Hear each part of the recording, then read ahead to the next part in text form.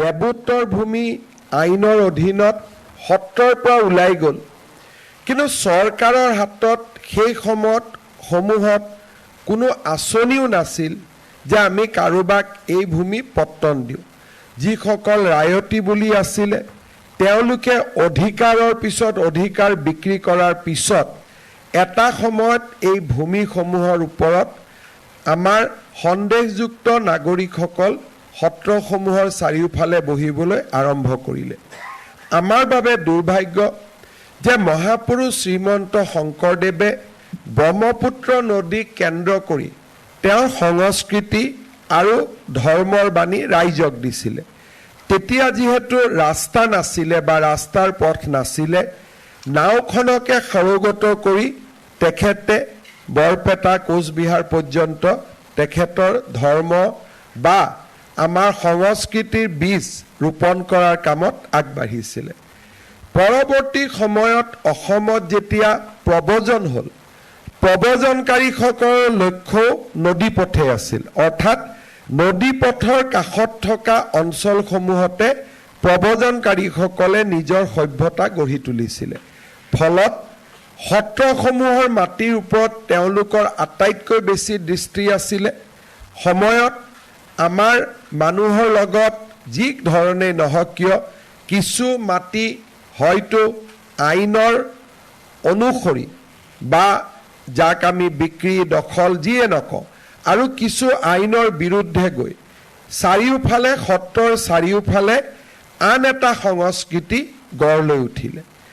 আটাইতকৈ বিপদ হ'ল যে আন এটা সংস্কৃতি গঢ় লৈ উঠাত কাৰো আপত্তি নাথাকে, সংস্কৃতিৰ সহবাসো হ'ব পাৰে, কিন্তু সংস্কৃতিৰ সহবাসৰ কাৰণে দুইটা সংস্কৃতিৰ মাজত কমন আণ্ডাৰষ্টেণ্ডিং হয় যে আমি দুইটাই বিৰাজ কৰিম। বহু সময়ত আমাৰ মানুহে বৈচিত্ৰতাৰ কথা কয়, বৈচিত্ৰতাৰ মাজত ঐক্য কনফ্লিক্টৰ মাজত নহয়, বৈচিত্ৰতাৰ মাজত ঐক্য সমন্বয় আৰু ইজনে সিজনৰ প্ৰতি কৰা সহনশীলতাৰ ওপৰতে বৈচিত্ৰৰ মাজত একতা নিৰ্মাণ হয়।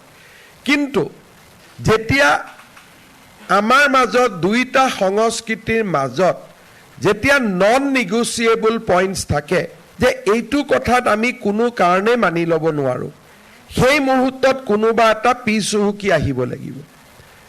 অসমৰ পৰিপ্ৰেক্ষিতত সত্ৰ আৰু নতুনকৈ অহা মানুহবিলাকৰ মাজত যদি নন নিগচিয়েবল পইণ্টত আমি আহোঁ, স্বাভাৱিকভাৱে নতুন মানুহখিনি পিছুৱাই আহিব লাগিব। কিন্তু তাৰ পৰিৱৰ্তে তেখেতসকলে আমি নিবিচৰা কামবিলাক সত্ৰৰ কাষত কৰিবলৈ আৰম্ভ কৰিলে।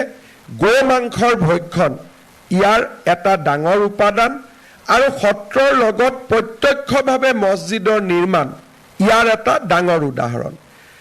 যেতিয়া কোনোবা এখন সত্ৰৰ কাষত গো মাংসৰ ভক্ষণ হয় আৰু সত্ৰৰ নামঘৰৰ লগত মছজিদৰ আজান আহে, তাত এটা নন নিগচিয়েবল পইণ্ট আহে। যদি তেওঁলোকে কয় যে নহয় গো আমি ভক্ষণ কৰিম, কিন্তু 10 কিলোমিটাৰ দূৰত গৈ পেলাই আমি গো ভক্ষণ কৰিম, তাত কনফ্লিক্ট নাহে, তেতিয়া তাত কনচেনচাছ আহে। সত্ৰৰ কাষৰ পৰা থলুৱা লোকসকলক পঠিয়াই দিয়াৰ কাৰণে বা সত্ৰৰ মাটিত যাতে সত্ৰই নিবিচাৰে তাৰ কাৰণে দুটা বস্তু ৱেপনাইজ কৰা হ'ল। এটা হ'ল অবাধ বেদখল আৰু অবাধ গো মাংসৰ হত্যা আৰু ভক্ষণ। এই দুইটাক যেতিয়া ৱেপনাইজ কৰি দিয়ে তেতিয়া মানুহ লাহে লাহে আঁতৰিব আৰম্ভ কৰে। আজি মই বেলেগ একোৱেই নকওঁ, যদি চান্দমাৰীৰ কাষতে আমি যদি এটা সময়ত খিলঞ্জীয়া মানুহখিনিৰ মাজত যদি এটা মছজিদ নিৰ্মাণ কৰোঁ আৰু তাৰ পিছত যদি ঈদৰ নামত ধৰ্মৰ নামত তাত গো ভক্ষণ আৰম্ভ কৰোঁ, কাজিয়া পেচাল কৰাৰ পৰিৱৰ্তে সাধাৰণ অৰ্থত অসমীয়া মানুহখিনিয়ে পিছুৱাব আৰম্ভ কৰে। কাৰণ অসমীয়া মানুহে সংঘাত কৰিব নাজানে, অসমীয়া মানুহে কনফ্লিক্টত যাব নোখোজে। তাৰ ফলত ধুবুৰী বৰপেটা আদি জাগাৰ পৰা আমি লাহে লাহে যুদ্ধত পৰাজিত সৈনিকৰ দৰে আমি লাহে লাহে পিছুৱাব আৰম্ভ কৰিলোঁ। তাৰ ফলত দেৱোত্তৰ আইন পাছ হোৱাৰ পিছতো সত্ৰৰ কাষত যিখিনি লিগেলিও মাটি থাকি গৈছিলে, সেই মাটিখিনিতো বেদখল আৰম্ভ হ'ল। আৰু যদিও ক'ব নালাগে,